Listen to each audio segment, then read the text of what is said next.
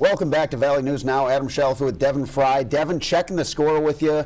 Good to be back at the desk with you, my friend. Been a while. It's been a little busy. Yeah, no kidding. There's been some stuff going on. I don't know if you're aware, but it's been. And that's the meat of today's sandwich. Yeah, you know, we got UND and NDSU both off losses, both coming back to their home field. Then we got NFL to talk to. It's football season. And like really frisky and fun games on kind of both sides of that NDSU UND thing. UND for obvious reasons, who they're playing, what time they're playing, and the different storylines going into that. And then NDSU with an unfamiliar opponent. There's a lot of really cool things to look forward to this week, and we're wasting no time. We're getting into it.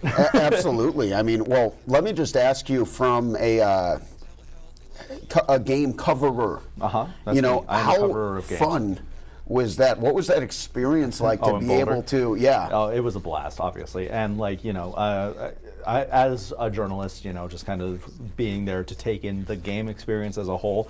If I was a fan watching, from the NDSU side of things, I'd have left with kind of a sour taste in my mouth because I really feel like they had a chance to win that game. So, there was just one of those games comes down to a couple plays. And I will say, on this desk, we absolutely said that it was going to be way tighter than what a lot of people were predicting. So look at us. We know what we're talking about a little bit here. We said they'd cover. Yeah, and boy did they. Boy did they. But no, it was a blast. And the moment that sticks out whenever I think back there is when Deion Sanders walked out of the tunnel and 50,000 people all start to realize that he's on the field, and they start erupting just by the head coach walking onto the field. Like it was a really special environment, and it was rowdy, obviously. That might be the most people outside of an NFL game. That might be the most people I've ever been around in one arena like that, and so it was an amazing experience and an incredible game. Like obviously, I would even as a journalist, I'd have a sour taste in my mouth if it was a terrible game. Yeah. But it was amazing, and Shedeur Sanders impressed me more than I thought he would, which that's saying a lot because I was impressed with him going in.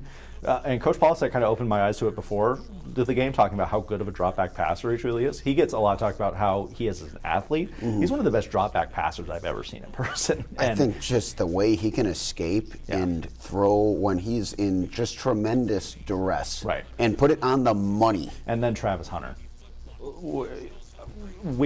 I was standing next to a couple different local media. You got a ladybug on you. That's interesting. What have we got going on in here? Ladybugs, apparently. I hope it's okay. That was odd. Did I bring it in from the outside? Do we have a ladybug problem? We should look into that. We won't. But no, what was I saying? Just kind of talking about more. Travis Hunter. Yeah, Travis Hunter.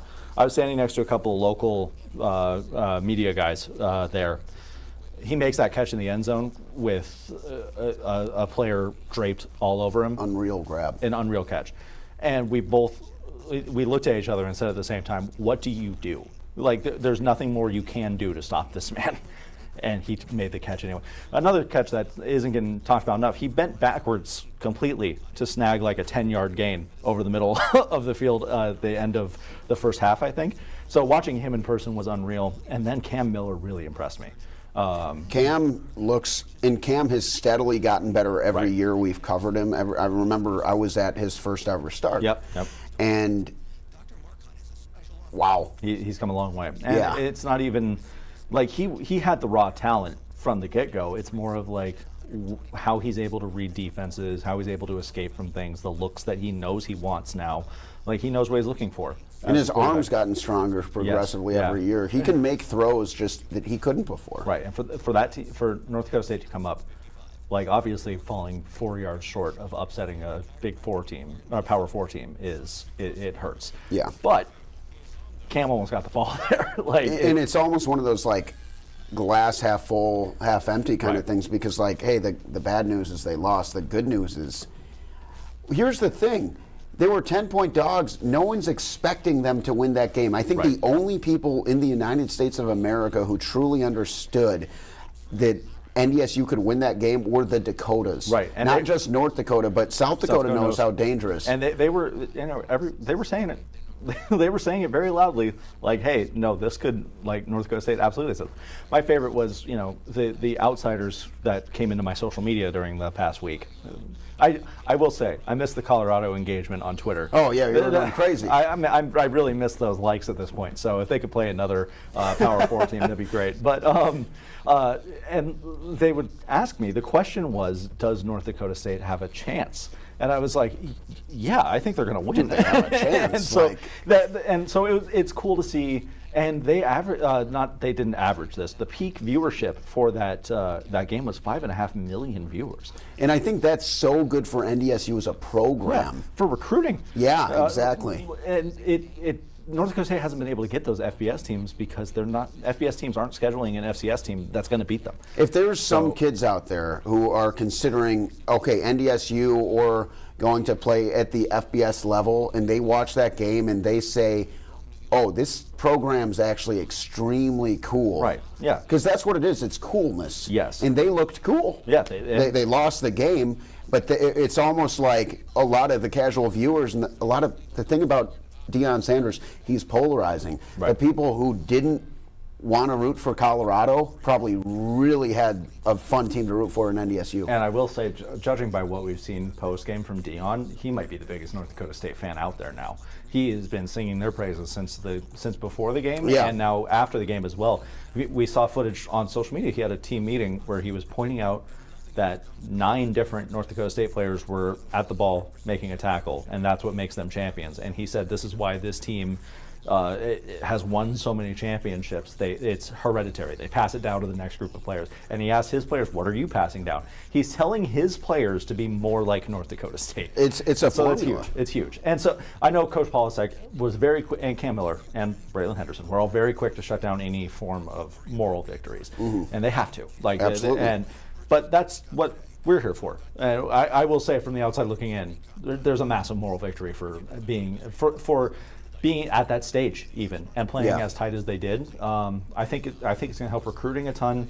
It helps expose North Dakota State as a national brand again because again, they haven't been able to schedule these FBS teams because these FBS teams don't want to lose to an FCS team. And so they haven't got that national attention that they used to get when they were playing Kansas State, Iowa, on a more regular basis. They used to play Minnesota all the time. Minnesota doesn't want to touch them anymore. Well, I can't blame them. I think they would take care of Minnesota, frankly. The spread would be interesting. Yeah. No, and so it just kind of helps reopen some eyes to what North Dakota State is, and it's a special program here, and it's cool to see that. And I think just leaving all the glitz and glam out of it, if you're an NDSU fan, to see how good that team looked, win or lose, that's got to be really encouraging. First game under Polisek. Oh yeah, no, and to see how much these guys clearly love him and rally around him as a head coach. Because I've been involved in coaching changes at the college level as a player. It's hard. It's incredibly tough to put your full trust into a brand new coach. It wasn't hard for Tim Polisek. And I said it after his introductory press conference. I want to play for that guy. I'm out of eligibility, but I would love to play for Coach Polisek if you'll have me, Coach. No, I would have ran through a wall for Coach Polisek if I was a player. And the North Dakota State players found that very quickly. So it's awesome to see where North Dakota State is now, but now they have to, it's not a letdown game because it's your first game at home. So that's the next big test now is North Dakota State kind of getting reused to things and getting back to their game week routine. And we talked to the guys a little bit. I think it's the 6 SOT. Yeah, the 6 SOT. There we go. Sorry. Anyway, but no, Coach Polisek talked a little bit about getting back in that game day routine. We also talked to Eli Mostart a little bit about it as well. All right, let's play the sound. We talked a lot about that. There's 6 days of Saturday every Saturday. And there's a certain way to respect this game, number one, and respect your opponent and respect what it takes to win. And we have to start establishing and maintain our routines throughout the week. Each and every guy's got to watch the same amount of film, whoever we're playing. Each and every coach has got to prep the same way. On Sundays, we're working 9 hours for every opponent this year. We're not working 12 for the big games. I think it's important to get in a routine for everybody, know when you're going to watch film, know when you're going to get treatment, and finally starting on a Monday instead of whatever that was, a Saturday last time. For that Thursday night game is going to be big for us to get on the routine for the rest of the season. So yeah, getting ready to go back out onto your home field. Yeah. It's an entirely different ball game. And that's going to be special no matter who they're playing.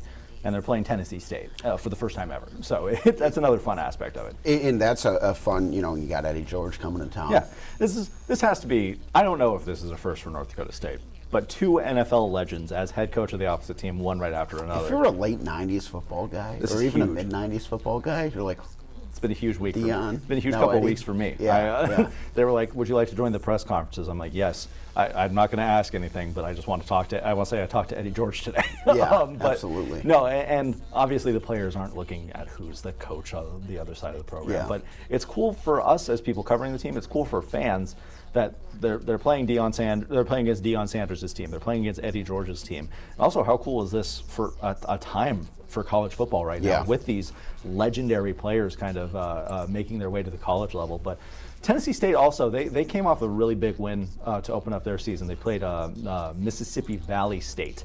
And yeah, we've got some video from the university right there. Thank you very much to Tennessee State for making this available. There's Coach Eddie George. But no, Tennessee State, they put up nearly 500 yards of total offense in this win over Valley. You can see kind of what their game is based on right now. It's real quick releases. The quarterback holds the ball for maybe 2 seconds and gets rid of it.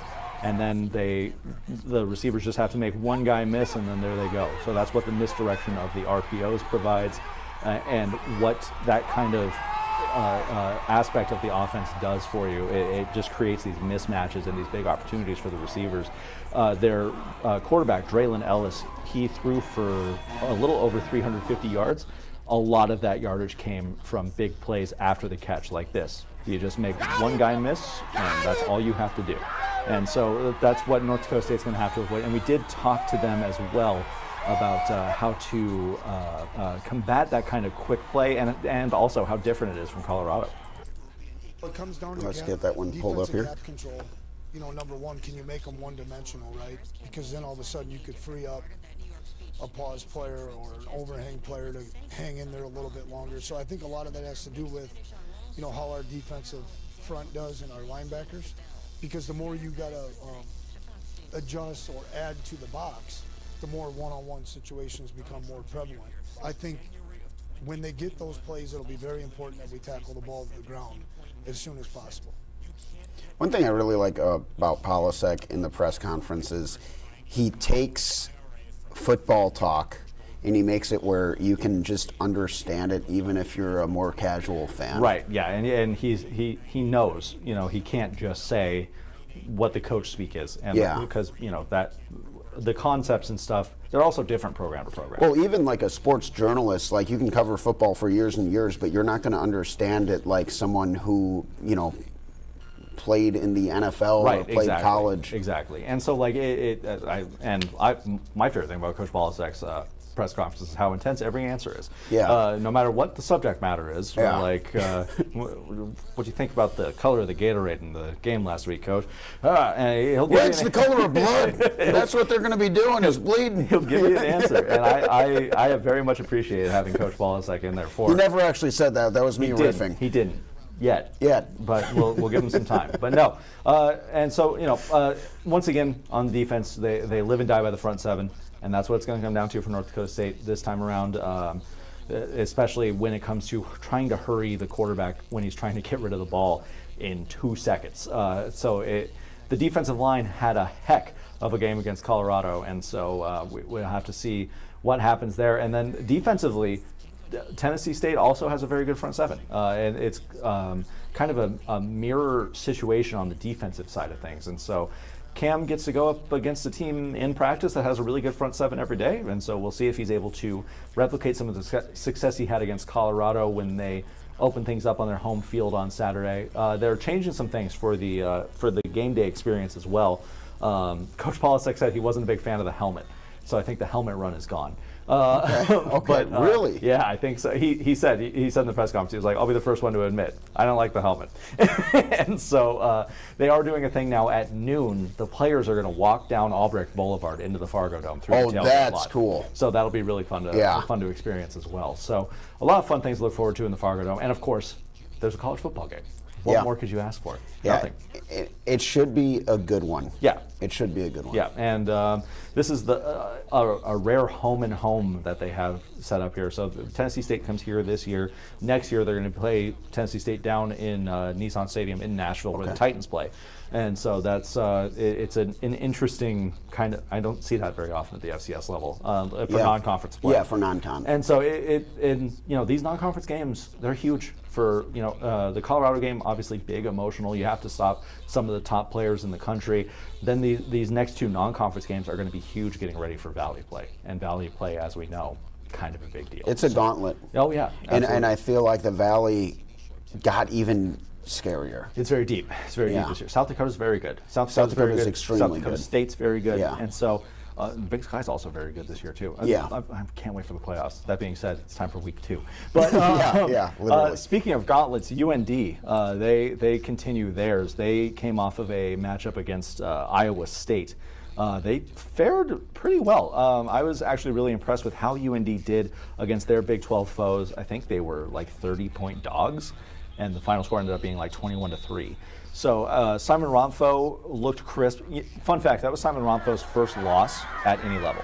But now Montana's coming into town. This is obviously from last year, but Dallas not there anymore for the Grizz.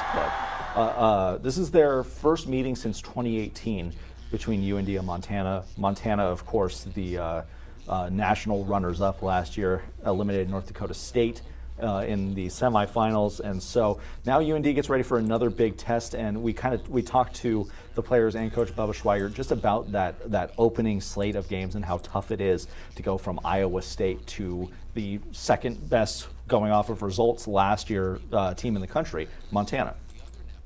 Playing opponents of that stature and that level are very beneficial for a defense, just because you play against the best. Chances are you're going to rise up to that occasion. So we're going to look to set the tone in that aspect on Saturday. Having that level of competition is incredibly beneficial for a 12-game season. We knew this coming in, that we're going to have very, very difficult opponents and challenging opponents early in the year. And, it's going to be good for our team. And once again, it all comes down to Valley play. Mm-hmm. We know how tough that's going to be. You can't play a cupcake schedule of non-conference games and then just expect to be able to turn it on for the toughest conference in the FCS level. And that's why I couldn't agree with Bubba more saying, that is going to be good for our team. You want to, I know different sports, but you see at NDSU baseball and basketball that take the same approach every year. They load up that non-con with really difficult games. Right. And it's so, hey, let's Test yourself better. early. And like when you have a new quarterback and like you want to see what he's going to do under pressure. And like Simon Romfo is baptism by fire right now at the college level, which like, again, kid's a winner. That loss against Iowa State was his first loss at any level. He never lost in high school. Not once? Not once at Langdon area. Wow. So he went undefeated through high school. He didn't start any games at UND last year, and so that was his first loss. So he's a winner, and he played very well. I was very impressed by Simon Romfo. So I look forward to see what UND's doing, especially like playing the Grizz on a night game at 6 p.m. at the Alara Center. The Alara Center is crazy at noon. Mm-hmm. These fans at 6 p.m. are going to be out of control, and I look forward to it. Yeah, but that's going to be a fun one. There's an impressive streak on the line as well. I'm going to have you try to guess what year UND last lost a home opener. I can give you some hints. Give me some hints. The top Billboard artist was Madonna. 1988. The top grossing movie was Aliens. 1985? 1986. Okay. They haven't lost a home opener since 1986. And so they're putting... And do they have an opponent to test that? Exactly. And so they're putting that massive streak on the line against Montana. So there's a ton going into this one. Wow. And so a lot for the fans to be excited for, a lot for the teams to be excited for. And plus, like, whenever it's a Big Sky versus Valley matchup, that's going to draw eyes. And that's... It may not be more the case than with Montana. And so I'm really excited for that one.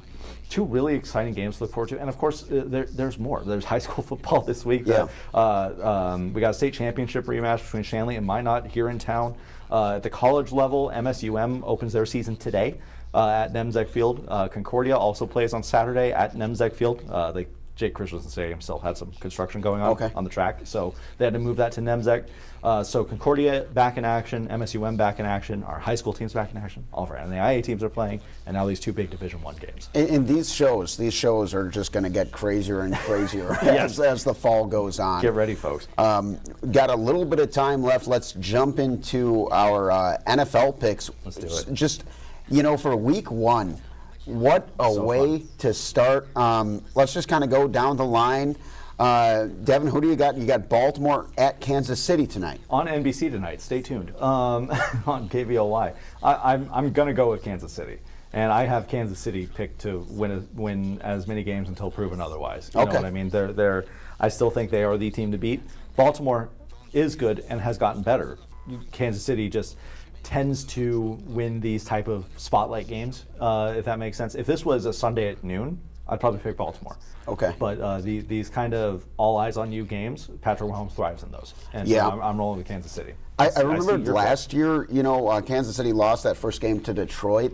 I think that Baltimore, if there's ever a time that Baltimore could win a Super Bowl with Lamar Jackson, it's this year. Yeah. Derrick Henry, I think, is just going to be such a problem. I think Kansas City's defense is really good. This one could go either way.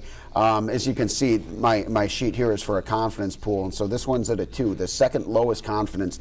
Extreme. There's some big numbers down here. Yeah, there's some big. Yeah, this one's extremely low confidence, but I'm unconfidently going with Kansas City. Okay. And then we got one in. Isn't this one at Brazil? It's This in is the Brazil. game. No one's allowed to wear green, Correct. so both green teams get to go play. Correct. I imagine Green Bay's going to be wearing their all white. They are, And yeah. Philly's going to be wearing their all black. There's still green accents. Right, but that's fine, I think. Yeah, I think yeah, that- we'll allow it. I don't know enough about the socioeconomic situation at this Brazilian soccer stadium that they're playing at, but Yeah. they're not allowed to wear green. That's all I know. But yeah, no, I went with Green Bay, and I'm very high on Green Bay this year because Jordan Love is continuing to do well, and I think he's just continuing to grow. This is also kind of the year that's like his biggest test, I would say. Yeah. Well, especially getting all that money. Right, exactly. And so when you put that kind of money behind quarterbacks, it goes one of two ways. They either crumble under the pressure or they thrive in it. And Jordan Love has been under a ton of pressure since getting drafted, and he's handled it very well. So I'm very high on Jordan Love and Green Bay this year. This one could go either way. This is a coin flip for me, so I went with that. I'm picking all of these off of vibes because it's week 1. Once again, very low confidence. I'm going with Philadelphia. I think Saquon Barkley adds a great dimension to their offense. They Shocker. need a run game. Yeah, I think that they have a little bit more talent than Green Bay. I think Green Bay is better coached. I agree. But I don't know. Right. I don't know. It's These big- week 1s, there's so many tough games. It's big for me if Christian Watson has a big game on Friday because I could put it in my show. So Sure. I'm going with Green Bay. Now we get into our Sunday afternoon games. Now, I saw a limited participant in practice today, Russell Wilson, but he's the starting quarterback for Pittsburgh. Another new starting quarterback in Atlanta, former Viking, of course, Kirk Cousins, back from that Achilles tear. And so a very interesting game. Another one that could go either way. And I love that we're just getting opposite picks because Yep. that makes for a fun competition. It's true, and I also went with Pittsburgh. So we're, it's. This was another coin flip one for me, and frankly, a lot of it came from me being a Saints fan, and I have a hard time picking Atlanta for anything. That's kind of how it was with the Green Bay, See, you get Philadelphia it. for me. And so, like with Atlanta, Kirk is good. Kirk got a really bad rap, And it wasn't fair, right? frankly. No, it was not. And so I think he's going to do fine. Yeah. I think Atlanta's going to be good. I could see a slow start. But Mike Tomlin's going to have his team up at all times. They're never going to fall below 500.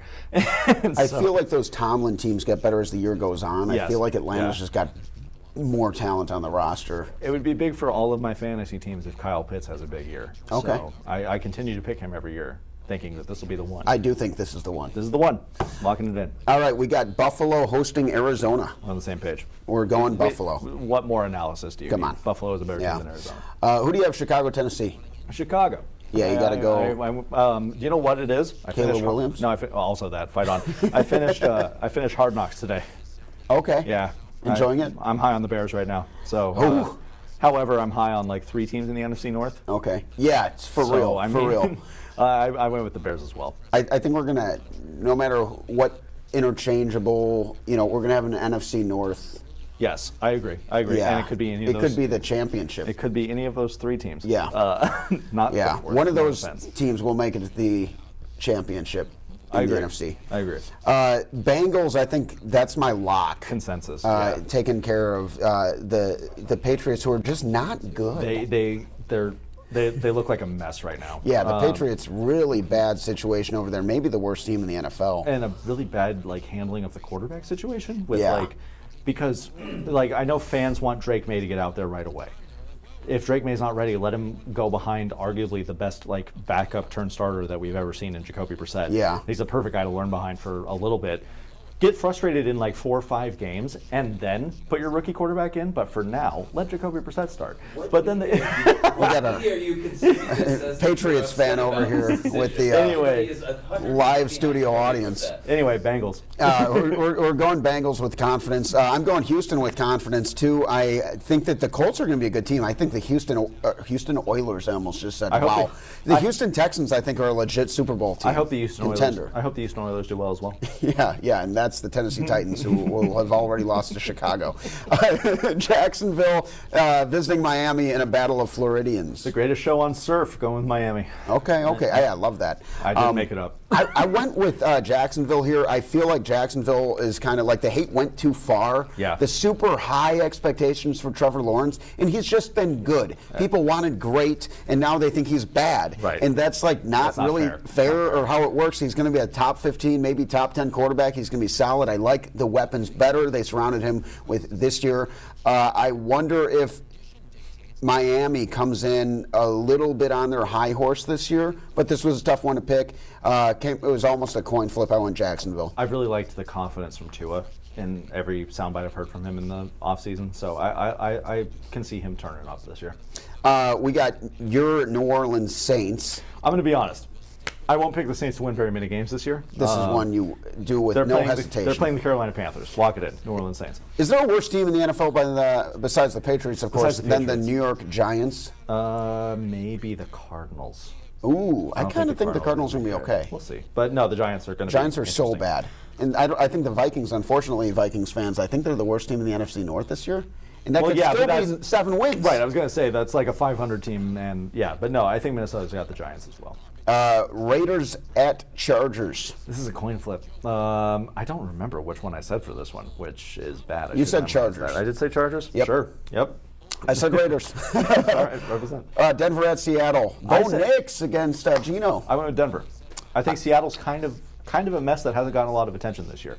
I hope the guy in our fantasy league isn't watching this, because I'm trying to maybe get Kenneth Walker from here, from him. But I think that the Seattle, with their new offensive coordinator, I think that they're going to open up a lot more in the passing game for Kenneth Walker. Yeah. I think his speed has been underutilized. That's true. I think Seattle is going to be a team that takes a step forward this season. Still Geno Smith back there. I'm going Seattle. Now, Cleveland against Dallas. Cleveland's going to be good. I'm picking Dallas. I think Dallas is going to be better. I think both of those teams are kind of your B plus teams that will make the playoffs very easily, but not do much in They could both win their division as well. Oh, absolutely. But yeah, no, I went with Dallas early.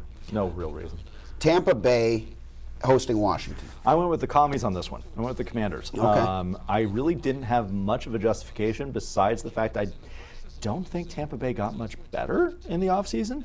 Washington did make some good picks. Their draft was very good. Yeah. I don't know how those guys are going to contribute very early, but I can see Washington having a sneaky good season.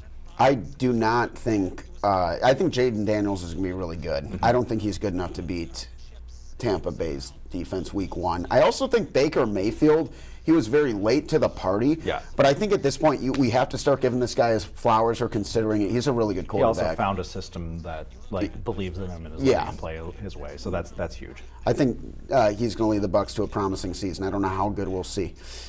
We got the Stafford v. Goff Bowl. I went with Goff. I mean, I went with Detroit. I would never pick Jared Goff in any kind of competition between. It's almost a stick at this point. Your Goff. I mean, he's fine. He's on a really good team in Detroit. He's what bodes well for him this year is he has so many games indoors. Yeah. and he does play a lot better indoors. Yes. There's like statistics that say he's horrible in adverse weather, but this one's indoors at Detroit. I think Detroit, they're going to be coming out here on fire this year. I'm going with Detroit in spite of Jared Goff. San Francisco, I have beating Aaron Rodgers and the Jets. I went with the Jets. No real rationale behind it. I'm going with vibes. I could see San Francisco having kind of a down year. Interesting. Okay. I could see that happening just because they're kind of hitting a point. Especially there was a lot of off-season contract drama on both sides of the ball, and they just got their star offensive lineman's contract figured out. And like Debo had to restructure. The Debo thing Ayuk was a disaster. They got it done. Right. Or the Ayuk thing was a disaster. Yeah, but and so like just kind of getting that stuff figured out. I feel like there's a lot of distractions in the offseason. We'll see if the results come through, but I don't know. I went with the Jets. It would also be tough it was also tough for me to pick the Jets because I don't know how much better they got. They were a good team. They'll be better already. with Aaron Rodgers, but they do have a chance for the funniest possible thing to happen, which I would never, ever wish injury on anybody, and that's all I'm going to say. Wow. But the funniest thing possible could happen in Jets at San Francisco. And funny being a subjective term there. Maybe not funny for Jets fans. No. But it's going to be fun. Both of you watching, I'm sorry. And we're going to keep track, of the office pool as well. We got a big office pool. We got a lot of people, reporters, people you know and love, perhaps. We got our live studio audience, Gabe Osler, and he's hopping in here very soon with another show coming up on Valley News Now at 3:30, right around 3:30. And so stick around. He'll catch you up to speed on everything that's going up next. For now, Valley News Now. Adam Shelf with Devin Fry. Good luck to you on your picks this weekend. Yeah, appreciate it. And have fun covering some great football. We'll see you next time. All over the place.